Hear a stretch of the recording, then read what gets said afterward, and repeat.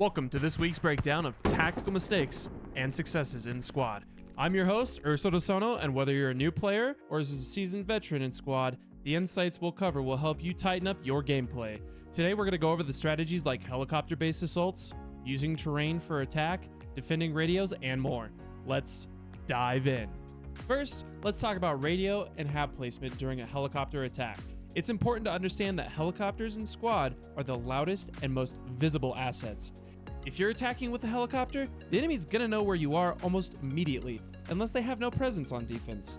And because helicopters are so noticeable, you're gonna draw a lot of enemy attention the moment you lift off and enter their airspace. This attention is a big deal because it allows the enemy to rotate their assets, whether that's infantry, armor, or even artillery, straight to your location. Your radio is essential for establishing a hab, but the radio needs a helicopter in this situation, and that's easy to track. So what's the best strategy when you're attacking with a helicopter?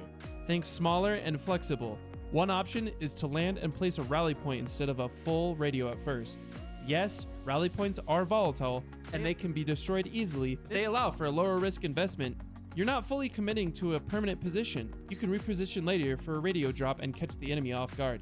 You can always call your pilot over for a flyby radio. This is where a pilot flies over quickly and you have a split second to place the radio. This most likely keeps your radio location mostly hidden, and the pilot can move in to a different area to drop your supplies. So let's turn this into actionable steps. Fly into the most concealed area possible that still allows for quick access to your attack point. The balance here is not being dropped too far away from the fight and not being an easy target for the enemy.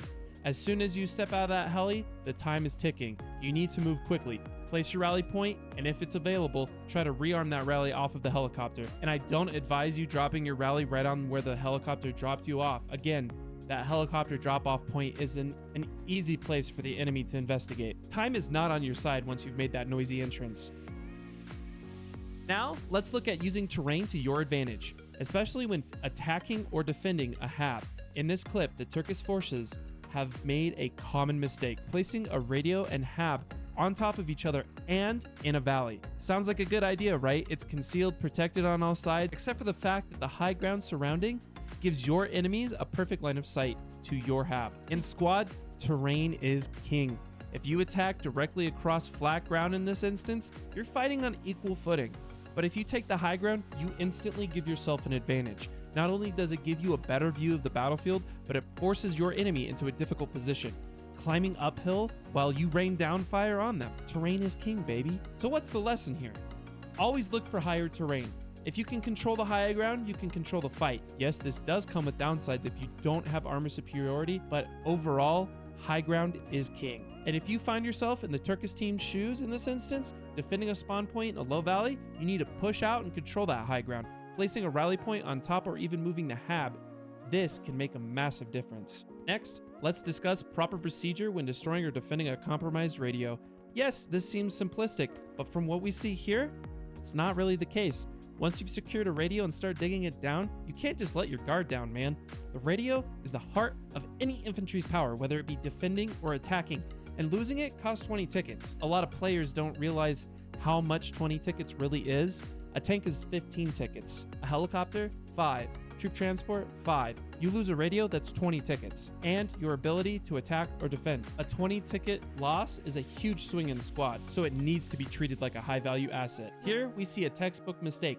Armor is positioned on the radio, but both the gunner and the infantry around it are looking the other way, watching distant threats. They're overlooking the most important thing, securing that radio. Doesn't matter if you kill a marksman 200 meters away if you lose the radio you're defending in the process.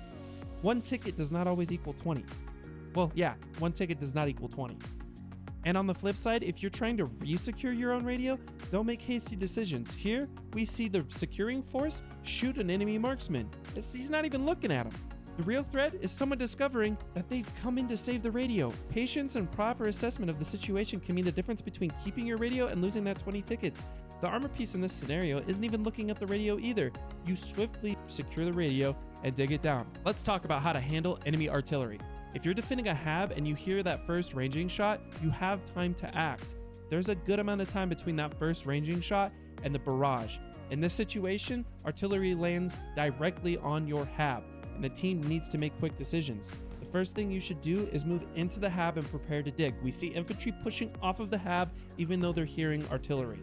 Even while artillery is coming down, your goal is to keep that hab online. Find a corner, hunker down, and use the Hesco blocks to protect yourself. The more cover you have, the better your chances of surviving that barrage. Your shovel is your lifeline here. You don't keep that hab up, you're gonna die to artillery. Keep that spawn up at all costs. Let's talk about something that is overlooked in Squad, but is absolutely critical. And that is the importance of game sounds. In Squad, what you hear is often more important than what you see.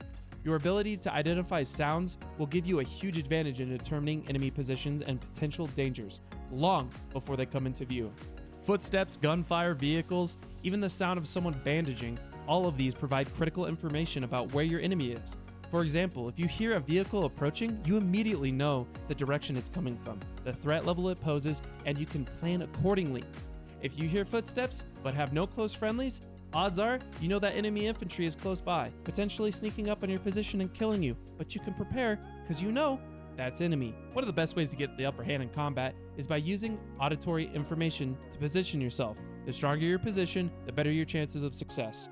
Sounds like distant gunfire or even the chatter of an enemy radio are like breadcrumbs leading you straight to the enemy. Mastering sound takes time.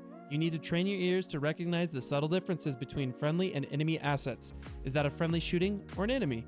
Are those footsteps your squad mate or someone sneaking up on you? The more you focus on these details, the more of an edge you'll gain over your opposition. Let's move into an advanced tactic. Determining the strength of a counter assault after securing a high value area. In this clip, the attackers have secured an objective and dug down an enemy radio. Great work, but the job's not done yet. Now is the time to use your information available to you. Place a fob creation marker to estimate where the enemy's next spawn point might be. Squad is all about information. If you know where the enemy is coming from, you can easily outplay them. In this case, the enemy force pushing the objective feels kind of light. This tells us that the enemy likely only has a rally point in the area. Sending a small squad to hunt down and destroy that rally will give you even more time to secure your newly captured objective. On top of this, you know the enemy has a spawn point between your two objectives. You have immediate information on how to position for a counterattack. Positioning and how misplays can have a domino effect. Here we see an example of a tank overextending on a mountainside. In Squad, positioning is one of the fundamentals. We've talked about this before. You need to be aware of the enemy avenues of approach and, most importantly, where their main base is located. Use this information to your advantage. You know when the enemy tank was destroyed, so you should track that respawn timer and anticipate their next move. In this case, the American team loses armor superiority, and that misplay leads to a chain reaction. Shortly after, they lose a key radio due to enemy armor, sitting on top of the radio, and they couldn't get rid of it. They lose a key radio that loses the game, all because they weren't paying attention to positioning and timing. Finally, let's talk about momentum. In Squad, momentum can swing a game. Once you capture an objective, there's a good chance the enemy doesn't have a spawn set up for their next defense. Your job is to capitalize on that brief window. Quickly ensure that your team can hold the newly captured point and move swiftly towards the next one. If you move with confidence and conviction, you'll catch the enemy off guard and potentially secure another objective before they have time to regroup. Overall, swinging 120 tickets between the two objectives. 120 tickets is massive. Even if you aren't able to fully secure that next objective, you are posing a strong threat. You will pull enemy resources to you rather than your new volatile defense. Best thing about it is, you risk a simple rally in your squad. This is worthwhile as a fully captured objective is again 60 tickets and you're risking a rally and maybe 9 infantry. And rallies don't cost tickets. That's it for today's gameplay breakdown. Remember, in Squad, the difference between victory and defeat often comes down to key moments that involve positioning, information, and timing. Stay sharp out there, and I'll see you in next week's gameplay breakdown video. Thank you to Show of Force for allowing me to get the footage for this gameplay breakdown video.